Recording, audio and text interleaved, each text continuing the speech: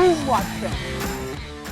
What is up, Watch fam, and welcome to episode 126 of ASKTNH. I am Christian from Theo and Harris, and today I'm going to be reviewing random watches. So let's give it a shot. But before we get into it, we'll do a quick wristwatch check. I am wearing a Rolex, reference 1601, as I typically do. If you guys didn't see my video on the Rolex 1601 we put out last week, check out the link in our description below. So that's it. Now let's get into today's review. Okay, so we're reviewing watches from Szanto.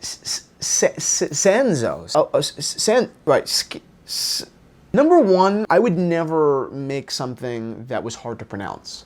That's number one, because I feel like I'd be off-put by it. So the boxing is great, though. This boxing is pretty awesome. I would even do Theo and Harris watches in this boxing, but I don't.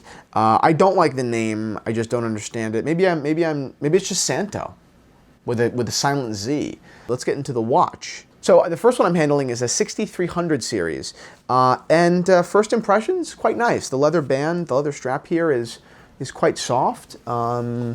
Yeah, it's actually pretty soft. I do like it. Let me take off my Datejust. I like the wired lugs. Interesting watch. I like the dial. It has like a kind of like a guilloche pattern. Obviously, it's not hand carved, but it's a nice pattern. I, rule of thumb, do not like green colored Luminova. I just don't. I like white. Or cream, or once you get to faux patina, that's a whole different war for a different day. I don't like green though. So I think that the cathedral hands are pretty here. I like the blue steel in them. I'm not in love with the date subsecond, the automatic word. But the watch overall, it kind of balance is just odd. But you run into a lot of balance problems at watches in this price point. It just happens. So it retails for $375. It's an aggressive area for pricing, and I genuinely do think that at $375. This watch is pretty cool. I mean, it's got good size. It has good size. I like the wire crowns. You can switch out the strap, so it's not fixed lugs. Actually, it's a 43 millimeter watch, and it actually does wear quite small. I'm not sure why it does, but it does. The onion crown is pretty cool. So it says on the website that it's powered by a Japanese automatic 21. Well, I imagine it's a Miyota movement, but I can't confirm that. It's not on the website. But with these movements, what happens is the crown, like a crown like this, is so big that it winds like it's a lot smaller. So that's kind of weird. It's almost like airy and has a lot of cushion to it. It's kind of weird, but overall, you don't really need to wind it because it is an automatic. Interesting watch. I think the strap is a good highlight there, though, for sure. I'm not in love with the buckle, but it does fit. The next watch, which is the Series 6104, is actually I actually like it a little bit more. I much prefer the brushed finish on this case as opposed to the prior. It's another Japanese automatic movement. Same problem with the crown, I think. It's just a little bit too airy.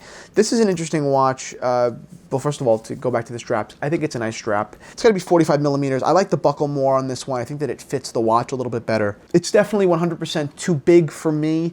It's just how my wrist is. I think the automatic word there does fit on the dial, balancing it with Szanto. And then the other kind of sub-dial there is a GMT, which I think is pretty cool. It's an underused function, and I think that a lot of brands don't mess around with GMT. So I think that this watch does fit, or does kind of fill that hole in the market a little bit. So I do respect that for sure. I prefer the lume on this watch than the other one. It has that faux patina, and I actually think it's quite nice. I don't think it plays so well with the white cathedral hands. Doesn't make as much sense. I don't think I've ever seen white cathedral hands in a heritage watch, in a vintage watch. So that's kind of odd. Overall, this watch seems pretty well built. There are two different finishing techniques going on here on two different levels of brushing, different kind of matte. The actual case is a darker, deeper brush, whereas the top has a little bit more of a sheen. It is quite nice though, all jokes aside. I wouldn't wear it because I have a small wrist, and I would go vintage anyway. I'm just not a big modern watch guy. But I definitely do see the appeal on this model, actually more than this model. This case is nice, but I prefer the brushed case here and the way the custard loom kind of plays with the green, dark green, hunter green kind of dial. It's beautiful. Okay, so really more importantly here, and I want to kind of back up, and yes, the watches, I just talked about them and they're interesting. What's more interesting here, which something I want to talk about is the idea of riding the vintage wave. Obviously, both of these watches do tap into, you know, heritage, models. That's it. They're riding the vintage wave. The Pilot watches, obviously these fixed lugs are definitely, you know, nothing, you know, new in watch design. And I think that it is interesting that the vintage world is flourishing while the modern world is hurting. Vintage watches are on a rise. People all over the world, the market is realizing that vintage and pre-owned, but vintage particularly represents incredible value. Why? Because it's different. Right, because it has a little bit more character and no one else really has it, and it was just of another era. It was truthful in the 60s, and today it's lasted because it was truthful then. You see what I'm trying to say? Like, the watches in the Omega Geneve that was made in 64, for argument's sake, wasn't vintage. It was a really well executed modern watch that now is vintage, and we appreciate it for that. So the funny thing here is, you know, will watches like this from Zenith as well, Zenith does a lot of things like this, will they last, you know, in 20 or 30 years, stand the test of time? I don't think so. I don't think that the Zenith ones will, and of course, you know, this isn't meant to, you're not supposed to, you know, look at this as an investment piece, but at $380, I think that you are, you know, you potentially could be, you know, scratching an itch for this, you know, this vintage look. If you really, you know, don't like the size of vintage watches, that makes sense. I hear those criticisms a lot.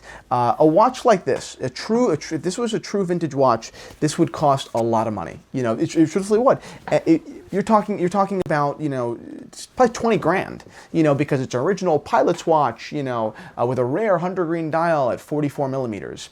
You don't find that, you know, it doesn't, of course it exists, but it's totally unattainable. But for a modern brand to ride that wave, right, to kind of pick up the cues of the past, say, okay, we can make this thing for a relatively low amount of money, sell it for under $400, and appeal to people, you can succeed. And I think that they have succeeded in many ways here. I think that their casing, particularly, this initial impression, gives just a very good initial impression, you know, just kind of flat out. This kind of like, you know, this leather and everything, I mean, it does make sense. It looks old. And at the end of the day, this is a cool watch, and if this appeals to you, then I recommend that you go buy it. But at the end of the day, this is the ultimate compliment to what we're doing with vintage. And that's the whole idea here, that the modern world is realizing, whether it's a small company like Szanto or Zenith or so many other brands, are realizing that people's attention is really shifting. Like, they're really starting to appreciate vintage now. What do we do? Do we make watches that will become vintage, or do we just make vintage watches? You know, and that's a very interesting idea. So if these watches are in fact powered by Myoto movements, are they as respected as ETA? No, you know, no, not really. But at the end of the day, you know, Myoto movements are serviceable. These watches will last for a long time. As far as design is concerned, I think that they're both onto something very good. I think that in the micro brand segment, you know, this is very, very much so on par. And I even think that this one, the one with the green dial, is even above par. Although we, as a watch geek community, don't necessarily look at these brands very often. They don't really interest us because we're really more into vintage Datejust and vintage Omegas and things like that. There is still a lot to say about the impact that our small community is having on an enormous market. And that excites me, and that's kind of why I agreed to review these watches. So to the people at Szanto who are watching, I think that your name is weird.